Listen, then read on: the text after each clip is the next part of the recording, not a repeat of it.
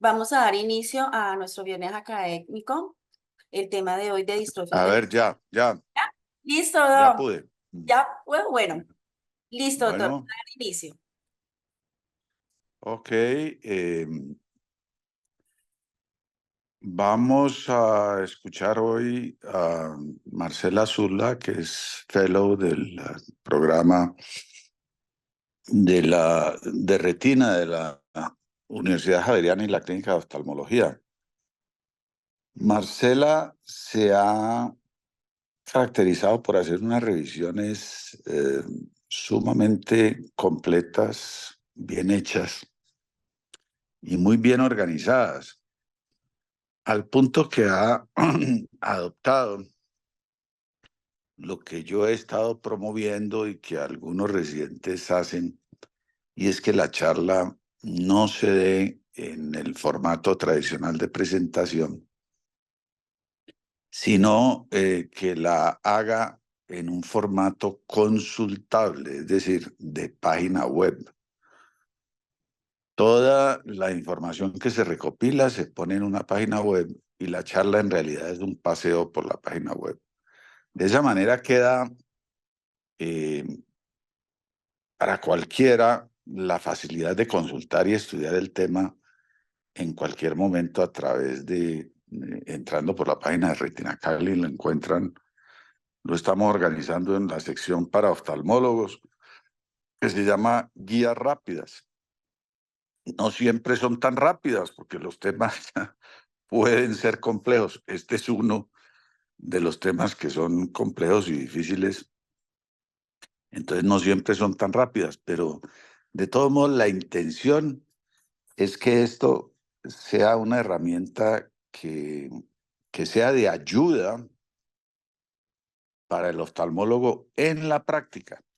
Claro, también para estudiar, a manera de un libro, pues si quiere revisar y entender el tema, pues lo puede usar, pero que en medio de su práctica con un celular o un computador pueda decir, bueno, esta distrofia, ¿cuál es que es? Voy a dar una miradita y a ver cómo la oriento y qué exámenes hago. Entonces, que las charlas no se queden pues en la hora que duró la charla o el video que quedó grabado, sino que quede una herramienta allí estudiable y consultable. Entonces, sin más, Marcela, por favor. Bueno, muchas gracias. Buenos días. El día de hoy les voy a hablar sobre distrofias de la retina. Me voy a centrar más en la clínica, como es un tema tan extenso. Solamente voy a dar la clínica y algunos tips de algunos exámenes que sirven para ciertos tipos de patologías y algunos avances sobre lo que va a la terapia génica. Entonces, como introducción, las distrofias hereditarias son un desorden hereditario bilateral progresivo que provoca una pérdida de la visión y tiene una gran variabilidad fenotípica y genotípica por su gran cantidad de genes que están involucrados en este tipo de enfermedades. Afectan aproximadamente a 1 de cada 2.000 a 3.000 personas y son enfermedades degenerativas que están causadas por inflamación, estrés oxidativo y muerte celular. Este tipo de enfermedades son procesos degenerativos que se caracterizan por pérdidas de los fotorreceptores. Vamos a ver cuáles fotorreceptores en cuál tipo de patología se afecta más. Pérdida de la sinapsis, generalmente por daños de las dendritas en las células horizontales y bipolares. Y esto va acompañado, todo este proceso degenerativo va acompañado de una activación del sistema inmune, como las células de Müller, la microglía y los astrocitos, que toda esta activación del sistema inmune termina haciendo alteraciones vasculares y dañando más y produciendo más distrofia en la retina.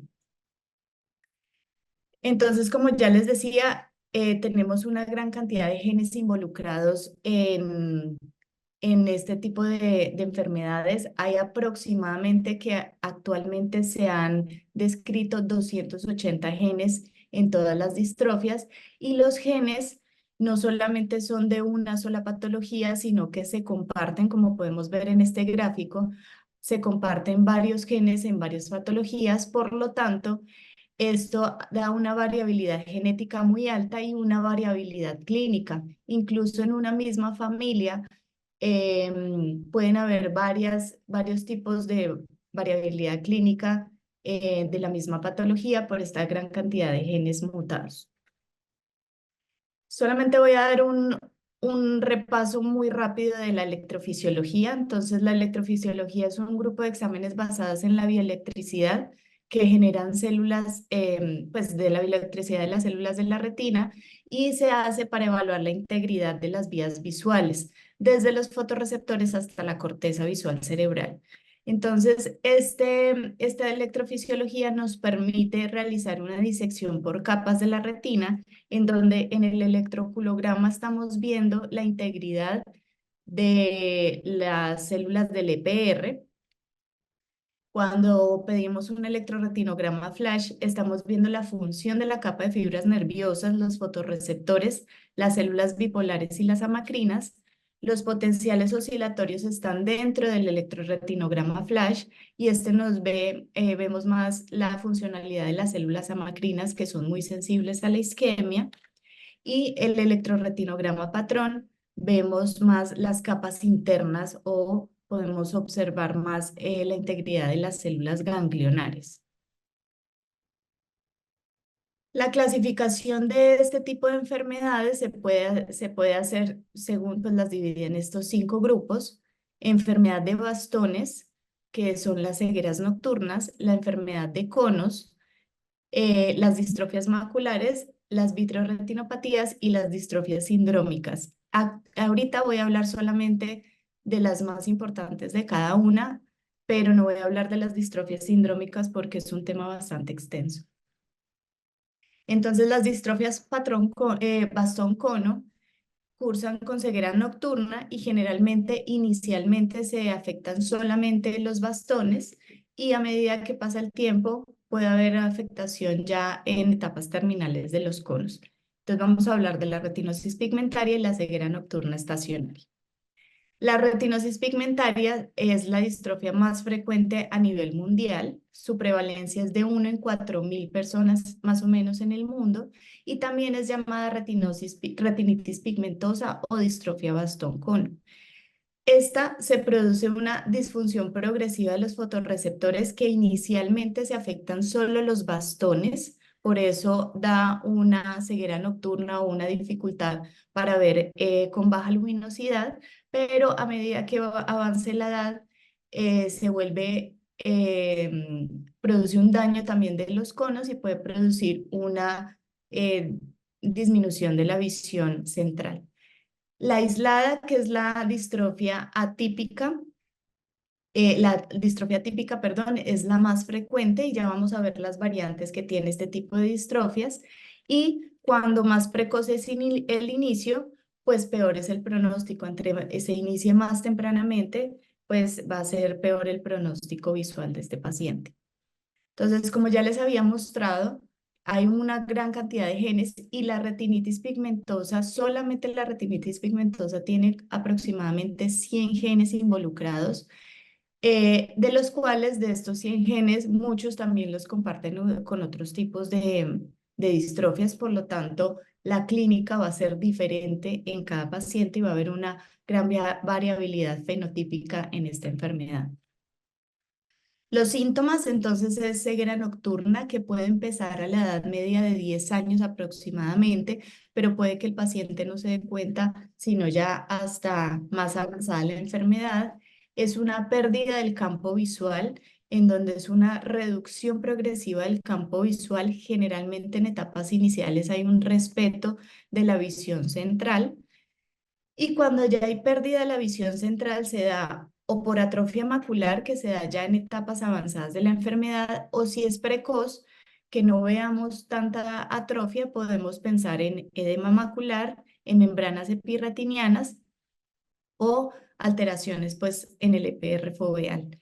Otros síntomas que podemos ver en este tipo de enfermedad son defectos de la visión de color, y las fotopsias que se pueden dar por sinapsis aberrantes y remodelaciones anómalas. Entonces acá podemos ver en esta primera flecha, podemos ver que no hay ningún tipo de pigmento. Lo más frecuente de la retinosis pigmentaria es este pigmento en espículas óseas. Sin embargo, tenemos que estar muy pendientes es de la atrofia. Generalmente lo que está señalando acá la flecha roja es la atrofia del epitelio pigmentario y la atrofia de los bastones que generalmente se da en el polo posterior y va avanzando hacia el centro. Si vemos pues ya la hiperpigmentación en espículas óseas, pues es un poco más fácil el diagnóstico y también se puede dar atenuación vascular y la papila puede estar normal como en esta foto o pálida como en la foto de la izquierda. Entonces voy a hablar un poco de las variantes. Las variantes son sin pigmento, podemos tener una retinosis pigmentaria sin pigmento, entonces esta es un poco más difícil de diagnosticar. Sin embargo, en esta fotografía vemos una atrofia generalizada del EPR que va hasta donde están señalando las flechas amarillas y solamente queda en el centro los fotorreceptores pues conservados, por lo tanto este paciente debe tener una reducción significativa del campo visual. La pericentral, la variante pericentral se da en el polo posterior, es una variante un poco más benigna y esta se da alrededor de las arcadas temporal y de las arcadas temporales y alrededor del nervio óptico y generalmente esta no avanza hasta el centro, por lo tanto el pronóstico visual de estos pacientes es mejor. Está la punctata albescens, es un tipo raro de retinitis pigmentosa, pero entonces son puntos blancos, no vemos estas hiperpigmentaciones en espículas óseas y son puntos blancos que respetan el área macular, pero acá también tenemos que estar pendientes porque producen la atrofia del epitelio pigmentario en la retina. Entonces podemos hacer el diagnóstico o por lo menos sospecharlo para poder mandar exámenes complementarios. Otra variante es con la retinosis pigmentaria con EPR periarteriolar preservado. Esto quiere decir, y acá podemos ver en esta fotografía las arterias, o sea, como el trayecto de la arteria preservado y el resto está totalmente atrófico y con pigmento. Este tipo de variante es una variante muy agresiva que compromete la visión central en etapas tempranas. Acá podemos ver, pues no está tan comprometido, pero acá podemos ver alrededor de las arterias donde está la flecha señalando, no hay pigmento. Y lo podemos confirmar en la angiografía en donde nos da como un patrón radiado o estrellado. La otra variante es la atrofia paravenosa corioretiniana. Esta es una variante que tiene mejor pronóstico y el pigmento o la atrofia se encuentra alrededor de las venas de gran calibre. Entonces acá donde están las flechas amarillas podemos evidenciar la atrofia y el pigmento y esta generalmente no progresa hacia el centro, generalmente produce una buena agudeza visual. Acá podemos ver en esta fotografía de campo amplio cómo está alterada las grandes venas, pero el resto de la retina se encuentra preservado, por lo tanto, el paciente va a tener un mejor pronóstico visual. Otra variante de la retinosis pigmentaria es en sector. Esta también tiene un buen pronóstico visual porque generalmente la mayoría de veces se afecta solamente el cuadrante inferior. La mayoría de veces se hace un diagnóstico como incidental en el consultorio, dado que el cuadrante inferior es el que nos da la visión superior y pues el paciente de pronto no nota porque no afecta la visión de lectura, no afecta la visión para computador y pues para las actividades diarias. Ya cuando es muy raro que afecte la parte superior, cuando estas variantes afectan ya el sector superior, si el paciente se da cuenta porque al caminar o al mirar hacia abajo, hacia leer o hacer alguna actividad en la parte inferior, pues sí encuentra el escrotoma. Y hay una variante que es muy rara, que va un poco en contra de la definición de las distrofias, porque la definición de las distrofias es una distrofia bilateral y generalmente simétrica, pero existen y están reportadas en la literatura variantes unilaterales que inicialmente tenemos que descartar otros procesos inflamatorios, traumáticos, vasculares e infecciosos para poder hacer el diagnóstico, y generalmente hay que hacer ese seguimiento de ese paciente por 5 años, en donde vemos en un electroretinograma, por ejemplo acá en esta fotografía, que el paciente tiene un electroretinograma en un ojo completamente normal y en el otro ojo plano. Entonces, cuando ya vemos que tiene confirmación genética y podemos hacer un seguimiento por 5 años, que vemos la progresión de un solo ojo y del otro no, ya podemos hacer el diagnóstico de una retinosis pigmentaria unilateral. En el OCT podemos valorar que hay un acortamiento de los segmentos externos de los fotorreceptores y una pérdida concéntrica. Entonces, acá lo que está dentro de las dos flechas amarillas es una retina completamente normal, subfoveal se encuentra normal. De las flechas amarillas hacia la periferia, hasta las flechas azules, podemos ver ya una pérdida como de la interdigitación de los fotorreceptores. De las flechas azules más hacia la periferia, hacia las flechas rojas, podemos ver ya pérdida como tal de la elipsoide, y de las flechas rojas hacia la periferia ya vemos una pérdida de la membrana limitante interna y toda esta parte de los fotorreceptores y la zona elipsoide. Y acá en esta fotografía también podemos ver un poco de quistes y edema macular, pero lo que les quería mostrar es que subfoveal se encuentra todavía conservada toda esta área de los fotorreceptores, y hacia la periferia ya vemos que la zona elipsoide y la membrana limitante externa se encuentran comprometidas. Entonces, claves para el diagnóstico de esta enfermedad: una mala visión nocturna, bilateral, a menos que estemos con esta variante unilateral que es sumamente rara. Podemos ver un granulado en donde vemos la atrofia del epitelio pigmentario y el pigmento, pues, que nos ayuda en espículas óseas, que nos ayudan un poco a hacer el diagnóstico. Generalmente vemos que inicia en el ecuador y va progresando poco a poco hacia el polo posterior, pero esto es una progresión lenta. El electroretinograma está alterado, el electroretinograma flash, y nos podemos ayudar un poco con antecedentes familiares. Sin embargo, no podemos descartar una retinosis pigmentaria en pacientes que no tengan antecedentes familiares, porque también es raro, pero también se ha descrito retinosis pigmentarias por mutaciones de novo. La ceguera nocturna estacionaria, entonces, es un daño también de los conos, de los bastones, perdón. Por lo tanto, produce una mala visión con luz tenue de noche. Este está desde la infancia y generalmente no progresa, a diferencia de la retinosis pigmentaria, que sí es progresiva. Estos pacientes pueden tener bastante fotofobia, y es un patrón de herencia ligado a X, puede ser recesivo dominante, y como es ligado a X, vemos que en la familia solamente están afectados los hombres, y las mujeres son portadoras de la enfermedad. Estas en etapas tempranas pueden estar asociadas a miopías, a nistagmus y a estrabismo. Puede tener 3 variantes. Uno puede ver un fondo de ojo completamente normal y el paciente con todos estos síntomas. También está la variante del fundus albipunctatus, que es muy parecida a la retinitis punctata albicans, en donde vemos puntos blancos en toda la retina, pero respetando el área macular central.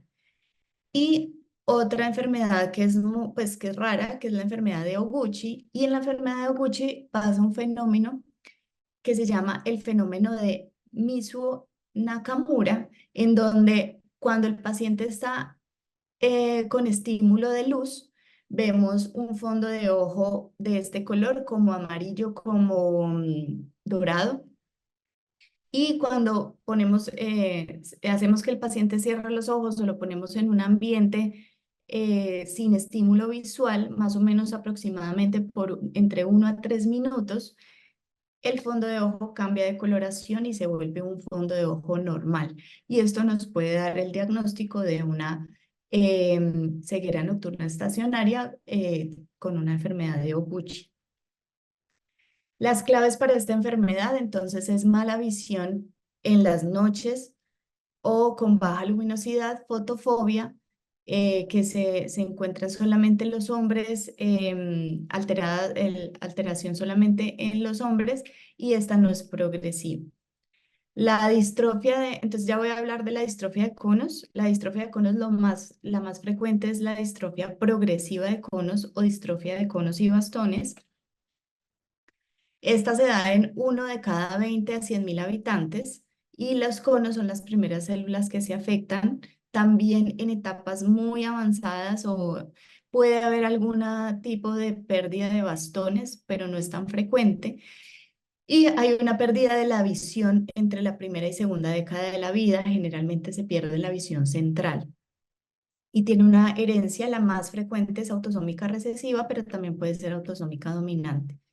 Los síntomas entonces es la alteración de la visión de colores, o sea, la discromatopsia, disminución de la agudeza visual en etapas tempranas, fotofobia, escotomas centrales y en etapas avanzadas puede presentar mala visión en las noches por daño en los bastones. Entonces, en etapas iniciales el fondo de ojo puede ser normal, pero pues ya ya hay un cambio en el electrorretinograma y la imagen característica es una imagen característica en ojo de buey en donde vemos la fóvea central y alrededor de la fóvea esta mancha o esta atrofia de los conos que puede ser pues que dependiendo del grado de daño puede ser pequeña y pues generalmente va aumentando de tamaño, va progresando. En el OCT, entonces, podemos ver que este paciente es un paciente con fondo de ojo normal y en el OCT se puede empezar a ver, todavía no una atrofia generalizada, pero sí esta cavitación acá donde están señalando las flechas, una cavitación central en donde vemos un daño sectorial y de los fotorreceptores. Acá también podemos ver este tipo de cavitación que generalmente inician subfoveales, empiezan muy centrales, subfoveales, y ya en esta es una etapa tardía en donde se evidencia una atrofia generalizada, una pérdida de fotorreceptores, de elipsoides, incluso de la membrana limitante externa. Entonces, la clave es sospecharlo en pacientes jóvenes con mala agudeza visual, que tengan discromatopsias, que tengan fotopsias y que en el OCT podemos ver un fondo de ojo normal, pero en el OCT podemos empezar a ver esta cavitación foveal central inicial. Las distrofias generalizadas de los fotorreceptores es la coroideremia. Pues abarca tanto conos como bastones. Es una herencia recesiva ligada a X, por lo tanto también solamente están afectados los hombres de la familia y las mujeres son portadoras. En estadios iniciales puede confundirse con retinopatía de retinosis pigmentaria porque también produce un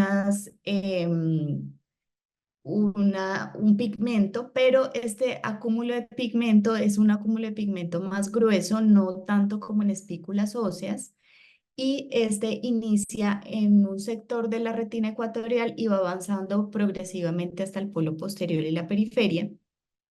Y las pacientes inicialmente empiezan con disminución de la visión en la oscuridad, igual que en la retinosis pigmentaria, pero avanza posteriormente, avanza rápidamente a una disminución generalizada de la visión por atrofia generalizada de la retina. Entonces acá vemos este pigmento que es un pigmento diferente al pigmento de la retinosis pigmentaria. Es un pigmento más grueso como en parches. Y adicional al pigmento, en estos pacientes vemos una atrofia marcada generalizada en donde la mayoría de veces se puede ver la vasculatura coroidea profunda. En etapas iniciales, pues respeta también el área macular, pero acá podemos ver en la fotografía de abajo que ya es una atrofia generalizada de la retina, incluyendo el área central macular y por lo tanto una disminución marcada de la agudeza visual generalizada. Las distrofias maculares es la enfermedad de Stargardt y la enfermedad de Best.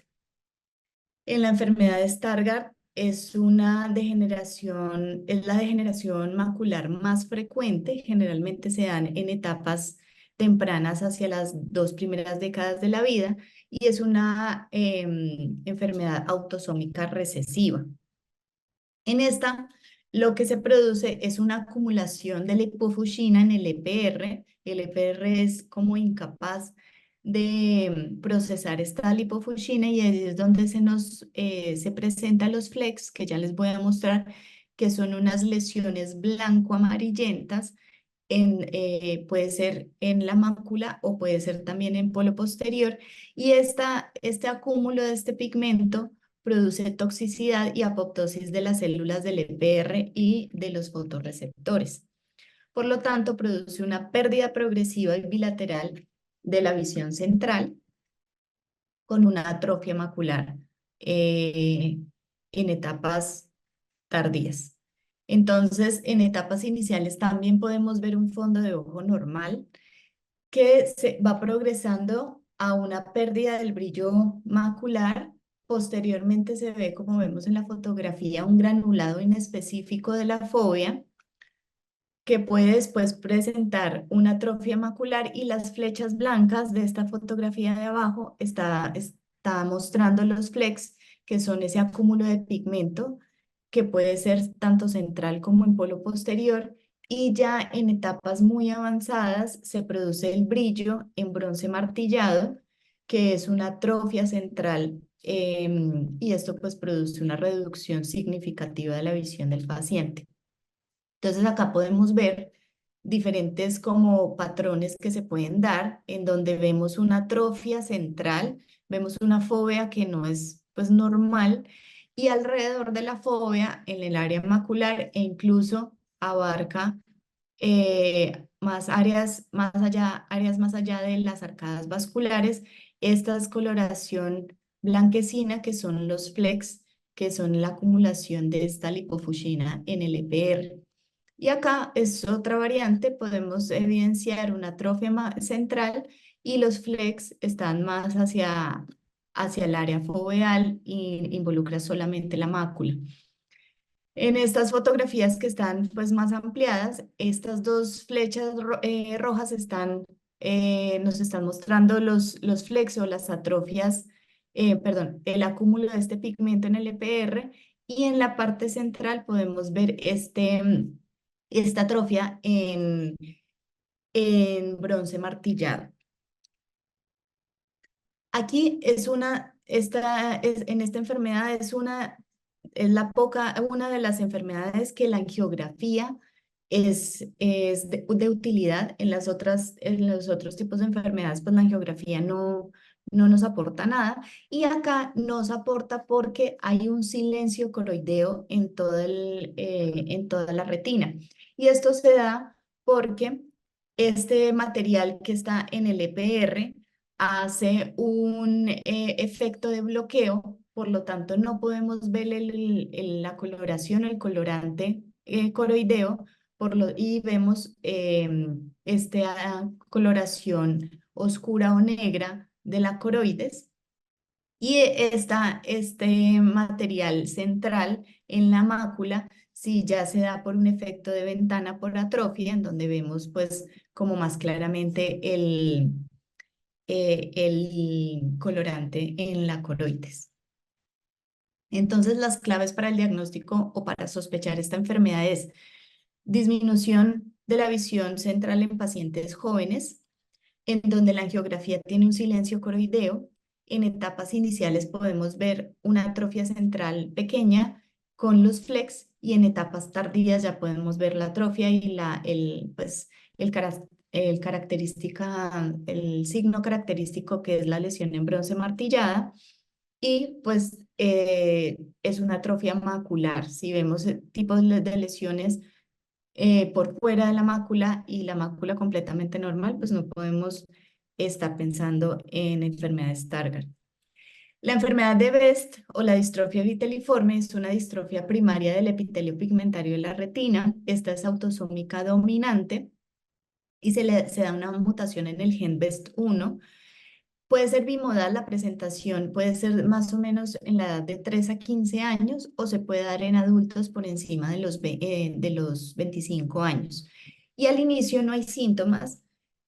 La clínica de esta enfermedad son unas manchas blancas, blanco-amarillentas, que pueden iniciar así pequeñas como en la fotografía de arriba y se pueden ir agrandando, y hay varios tipos. Entonces una la llaman en yema de huevo, que es la más característica, que es una mancha blanca, amarilla, perdón, generalizada. Puede ser un pseudohipopion, en donde vemos como un nivel, como si fuera un hipopion, en donde el material arriba se ha absorbido y queda este nivel. Puede ser en huevo revuelto, que es generalmente la lesión no tiene unos bordes bien definidos y tienen unas lesiones como granulares inespecíficas, pero también puede darse en focos múltiples. Entonces, este tipo de enfermedad de Best en focos múltiples nos podemos pues hacer un diagnóstico diferente. Tenemos que hacer un diagnóstico diferencial con coroiditis multifocales, pero pues también es importante saber que las enfermedades de Best pueden dar focos múltiples e incluso por fuera de las arcadas vasculares. Acá lo importante es saber que el electrorretinograma en etapas iniciales puede ser normal y hay una alteración en el electroculograma. Como vimos inicialmente, el electroculograma nos está mostrando la funcionalidad de las células del EPR. Entonces, esto es una guía en que si vemos un electrorretinograma normal y una alteración en el electrooculograma, podemos estar ante esta enfermedad. Las claves para el diagnóstico son, pues el pronóstico visual es bueno, hay alteraciones en el electroculograma y la lesión amarilla macular, pues característica, pero no se nos puede olvidar estas lesiones multifocales. Las distrofias vitreoretinianas, voy a hablar solamente de la retinosquisis juvenil ligada a X, que es la más frecuente de ellas. Como su nombre lo dice, es ligada a X, por lo tanto, también solamente los hombres tienen esta enfermedad y las mujeres son portadoras. Y esta es una mutación en el gen RS1, que es la proteína de la retinosquisina. La retinosquisina es una proteína que nos permite el sostén y nos permite la adecuada funcionalidad de las células de Müller. Por lo tanto, si no hay este tipo de proteína, pues se produce la retinosquisis y esta separación de las capas de la retina. Tienen una mala visión desde la infancia y la retinosquisis macular está en todos los pacientes. El 100% de estos pacientes tienen retinosquisis macular, y hasta un 50% también podemos ver retinosquisis periférica, que generalmente se da hacia las arcadas vasculares temporales.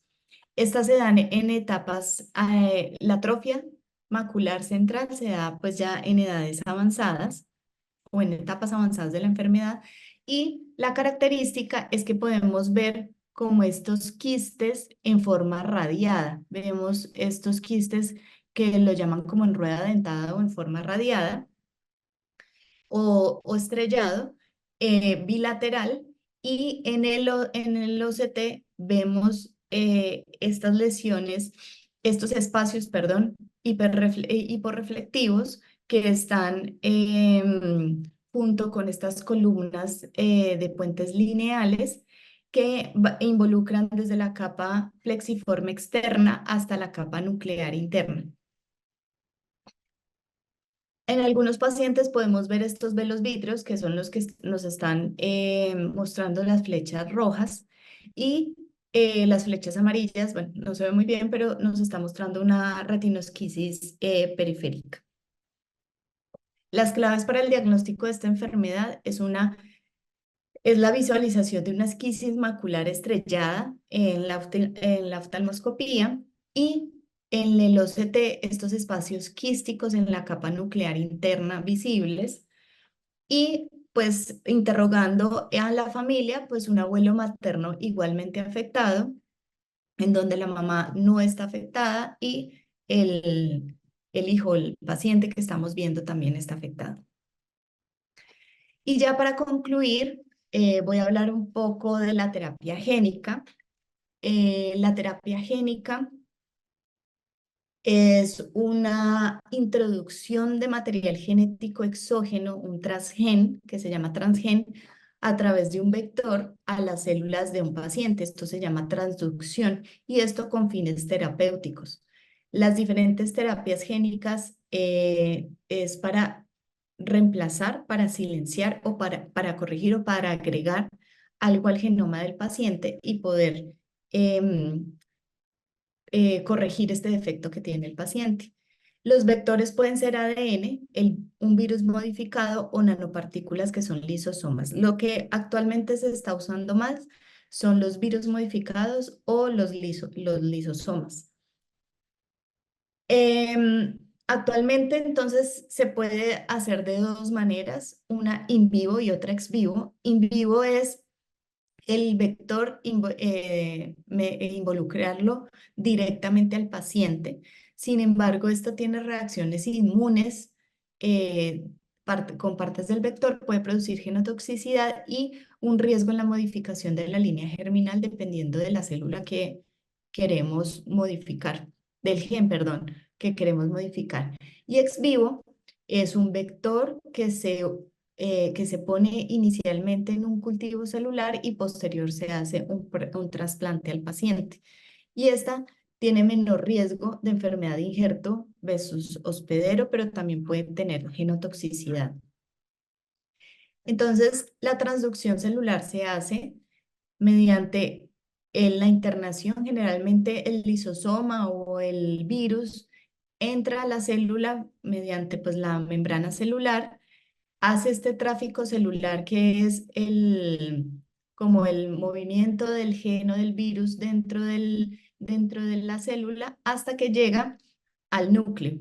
Al llegar al núcleo lo que hace es que se escapa o hay se sale este episoma o este vector que queremos que entre al ADN del paciente, se sale de la cápside, ingresa al núcleo, en donde en el núcleo se hace la transcripción y la transducción y posteriormente la integración de este material genético al ADN del paciente. Hay varios tipos de terapias génicas. Un aumento génico, que es la introducción de una copia normal funcional de un gen para reemplazar el gen mutado. Esta es la mayoría de terapias génicas que se hacen. Silenciar un gen, que es bloquear el RNA mensajero que va a traducir las proteínas que están involucradas o que están mutadas. La edición génica, que es cortar una parte anómala y volver a unir este ADN. Y la optogenética, que se introduce un gen que codifica una proteína de canal que es sensible a la luz. Entonces, importante en la terapia génica es que solamente se pueden tratar células viables. Las células que ya están dañadas o que ya tienen algún tipo de daño, no podemos tratarlas. Se pueden tratar solamente pacientes con mutaciones conocidas y que tengamos ese gen particular para tratar. Y generalmente son moléculas muy pequeñas que alteran pues este mecanismo de enfermedad. En oftalmología solamente tenemos una terapia génica aprobada por la FDA, que es el Luxturna. El Luxturna pues es la primera y la única terapia génica que actualmente se encuentra aprobada, y esta se encuentra aprobada en el tratamiento de enfermedades que tienen mutaciones específicas en el gen RPE65, y estas son la retinosis pigmentaria y la amaurosis congénita de Leber. Tenemos que acordarnos pues de lo que les mostré inicialmente, que la retinosis pigmentaria y pues generalmente todas estas enfermedades hereditarias, estas distrofias hereditarias, tienen muchos genes involucrados. Entonces, solamente podemos tratar pacientes que tengan el gen RPE65 involucrado para poder hacer esta terapia génica. Acá les voy a mostrar un video corto en donde se hace la vitrectomía inicial, normal, se hace la vitrectomía con una cánula de 41 gauge, se instila solución salina subretiniano, se verifica pues en el OCT intrarretiniano, y nuevamente con otra cánula de gauge se introduce el medicamento subretiniano. Hay que hacer o sea, hay que introducir una gran cantidad de medicamento. Ellos generalmente hablan que se introduce pues muy cerca a la arcada temporal superior, y hay que hacer, se produce como esta ampolla o este desprendimiento de retina seroso, en donde se comprueba pues por OCT este desprendimiento de retina seroso, y posteriormente pues se termina de hacer toda la vitrectomía, y se hace el intercambio con aire.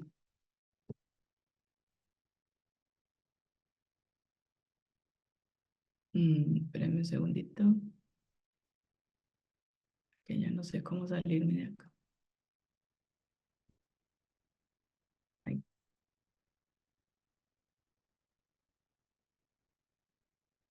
Un momento, que tengo problemas. Cliqueas arriba en las pestañas, No cliqueas me en sale. la Sí, charla. sí, es que tengo Distrofias de acá, retina. sí, es que tengo acá el Ahí, Zoom abierto y no por eso, pero no pero tengo tenés una pestaña de YouTube. no la veo. Ento- Espérame un segundito. no, cliquea la pestaña que dice distrofias. Sí, doctor, pero es que no ve que acá tengo el Zoom abierto y no me sale la pestaña. Espérame un segundito, dejo de compartir pantalla ya y vuelvo otra vez porque no pude.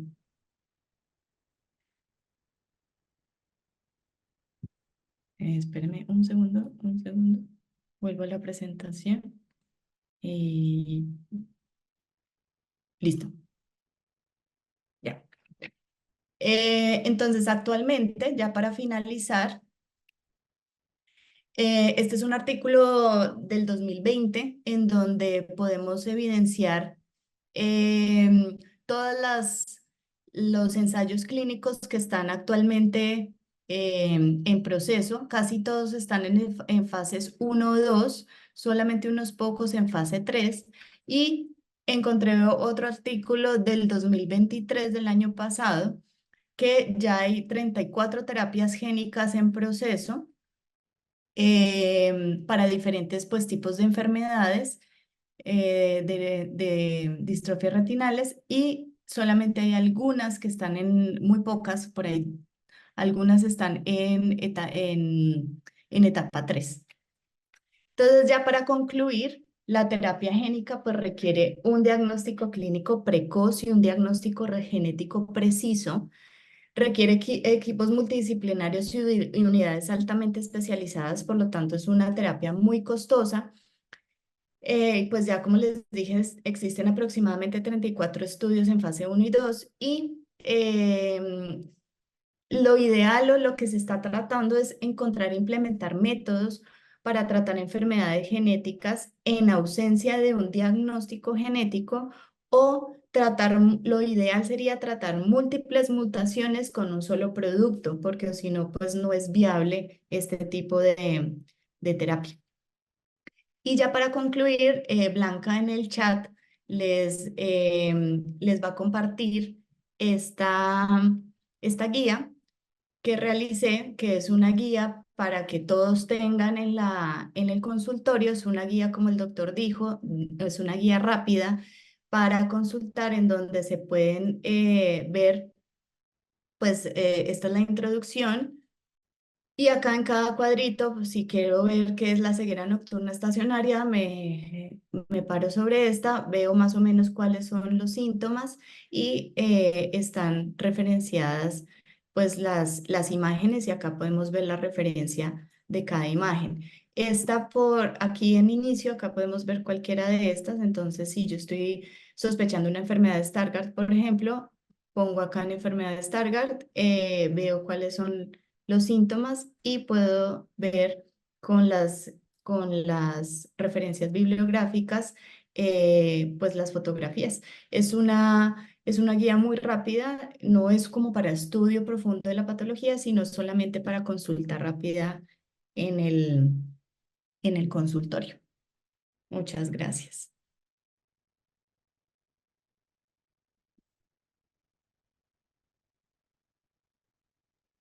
Bueno, sí, yo entendí que Marcela iba a hacer toda la presentación basada en el website, pero pues sí resulta más, para efectos de presentación, pues sí resulta más práctico usar un formato de presentación como lo hizo y mostrar al final la guía rápida. Yo creo que todos están familiarizados, por lo menos los que alguna vez usan Retina Kali están familiarizados con la facilidad con que estamos tratando de diseñar estos websites para consultar. Por ejemplo, Marcela hizo también uno de electroretinografía que ha resultado muy bueno. Estamos en el esfuerzo de hacer uno de OCT y además pues de varias enfermedades y diagnósticos diferenciales. Ahí los encuentran. Es algo que está en desarrollo permanente, o sea, esto no es nunca un libro terminado, que uno diga, bueno, ya acabamos y ya está listo. No, es como un libro en evolución. Todo el tiempo le estamos agregando, lo estamos mejorando. Y más o menos el compromiso que existe con los que hacen estas websites como Marcela es que lo sigan manteniendo, que lo sigan cuidando en el tiempo, que lo sigan actualizando. Una forma distinta de aprender y consultar, y lo que pretendemos con esto es facilitarle al oftalmólogo que no es experto en el tema, ¿no? Facilitarle que pueda orientar correctamente el paciente. Las distrofias retinales, como vieron, y esto es solo una parte del cuento, como dijo Marcela, pues las más frecuentes, pues terminan siendo un tema bastante extenso y bastante complejo, especialmente si uno comienza a hablar de todos los genes involucrados. Allí en el website van a tener el link a un personaje que le ha dedicado toda su vida al estudio de documentación de las distrofias. El link es stonerounds.org. No lo tienen que aprender, ahí lo van a encontrar. Y allí sí se puede hacer un estudio más profundo y más detallado, porque él presenta todos los casos que en el curso de 30 y tantos años ha estudiado y ha seguido. Y entonces ustedes pueden ver caso por caso todas las fotos, el seguimiento, el pedigrí, el geno, los genes comprometidos, y se puede profundizar mucho en esto. Y cualquiera que se meta en este campo se da cuenta que es un campo extenso y que es difícil, y que definitivamente necesitamos a alguien que se dedique a esto, ¿no? Y así es en los centros especializados. Hay oftalmólogo genetista, eso ya es una especialidad, y tienen todo un área y laboratorio o conexión con un laboratorio. Yo he tratado infructuosamente de lograr motivar a alguien y de lograr la conexión con algún laboratorio internacional que nos haga el diagnóstico genético de todos los pacientes que nos llegan. Porque en últimas, pues si ustedes estudian históricamente las distrofias retinales se pegan una enredada terrible, porque al principio pues todas fueron descritas por morfología y por clínica, y si ven los Stone Rounds, la morfología es tremendamente variable, ¿no? Y hasta los síntomas son tremendamente variables. Y es la misma enfermedad. Simplemente el gen tiene más penetrancia, la herencia en un caso es más dominante, o sea, hay combinaciones de genes. eh, entonces, resulta ser un área que para dominarla y para conocerla bien, pues hay que especializarse. Yo quisiera que alguno de los residentes vea eso y vea que hay un futuro enorme. Ahí mencionó Marcela todos los estudios de terapia génica que están andando. Cuando esto salga, pues va a ser una explosión, va a ser una explosión de cientos de pacientes. Decimos que son enfermedades raras, pero pues si las consideramos todas y consideramos toda la población y consideramos, por ejemplo, Colombia, pues va a haber cientos de pacientes eh, que van a estar interesados en tratamiento. Entonces, en este momento deberíamos estar haciendo diagnóstico genético. Deberíamos ya estar armando las bases de datos de pacientes con diagnóstico genético para que apenas vayan saliendo los estudios, como salió el de amaurosis congénita de Leber, eh, con terapias, pues se puedan comenzar a hacer las terapias y se pueda comenzar. Es todo un campo novedoso, pues no solo de la oftalmología y la medicina, que probablemente va a revolucionar todo, porque arrancamos con las enfermedades que llamamos puramente genéticas, como estas, pero todos saben que todas las enfermedades tienen un componente genético. Entonces, eventualmente, esa unidad de genética o esa especialidad de genética se va a meter con todo. Se va a meter con degeneración macular, se va a meter con glaucoma, se va a meter con todo, porque en últimas la predisposición a desarrollar muchas enfermedades pues está determinada genéticamente, y en la medida en que sepamos más y más, pues van a aparecer más terapias. Entonces, piénsenlo, los residentes y los jóvenes, estudienlo, y de pronto logramos que alguien se especialice. Lo podemos motivar a que se vaya a algún lado, haga sus 1 o 2 añitos de especialidad y venga monte un departamento de oftalmología genética, que yo creo que definitivamente es el futuro y es donde más trabajo va a haber, en vez de seguir peleándonos por inyeccioncitas o desarrollar esto. Bueno, que en última son inyecciones, por lo menos como está ahora, son inyecciones subretinales. La duda o la preocupación que yo tengo con relación al desarrollo de estos tratamientos es el costo, ¿no? Marcela lo dijo, son trabajos muy extensos, muy largos, donde mucha gente invierte, muchos fondos de inversión invierten mucha plata durante mucho tiempo, y como no son muchos pacientes, pues recuperar la plata invertida significa que las terapias son sumamente costosas. Creo que son 0,05 cc de Luxturna. Sí, Yo señor. creo que esa puede ser la sustancia más cara de la historia de la humanidad, porque vale $500,000. Esos 0,05 cc vale $500,000. ¿Quién va a poder pagar eso? ¿Qué sistema de salud, qué paciente, qué seguro va a poder pagar eso? No sé para dónde vamos. Pues yo creo que tenemos que ir hacia que al diseminarse bajen los costos, ¿no? Así como el diagnóstico genético ha bajado los costos tremendamente, y hoy en día es posible hacer a hacer un estudio completo por una suma. Antes era, digamos, hace 10 años, tener el genoma completo costaba como $100.000. Hoy en día vale como $2.000, ¿sí?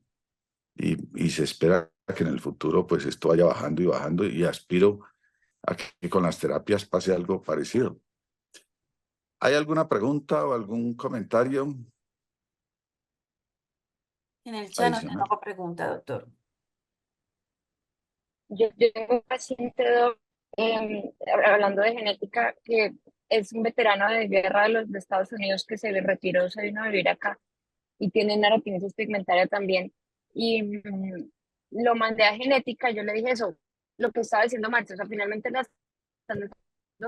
uno necesita saber exactamente qué mutación tiene, no es retinitis y ya, sino qué gen está mutado para saber si puede aplicar o no, de pronto por algún estudio, pues como candidato. Entonces, el hombre fue a Imbanaco. Entonces ahí fue que supe que en Imbanaco está funcionando más o menos bien. La genetista necesita que uno le dé algo de idea, pues, de qué es lo que uno sospecha clínicamente, pero me mandó un estudio súper bueno y diciendo cuál era el gen. Entonces, bueno, pues, por ahora no puedo hacer nada con esa información, pero entonces sí con este señor, eso fue como en noviembre del año pasado. Sé que en Imbanaco está funcionando más o menos bien, pero no sé cuánto vale. Y ojalá lo que decía Marce, pues que en algún momento se pueda que una sola terapia funcione para muchas mutaciones, porque es que sí es muy jodido tener que desarrollar una terapia para cada mutación de cada gen, pero pues por ahora eso es lo que se está haciendo. Entonces sí es importante no quedarnos solo lo que usted decía con el diagnóstico, el nombre, sino saber exactamente qué mutaciones, incluso para consejería genética, pues familiar de las personas jóvenes también. Sí, yo realmente lo veo difícil, pues eso de la multiterapia, porque pues precisamente esto es muy específico, ¿sí? Es un gene en un locus, en un sitio, hay un código que falló, que no es.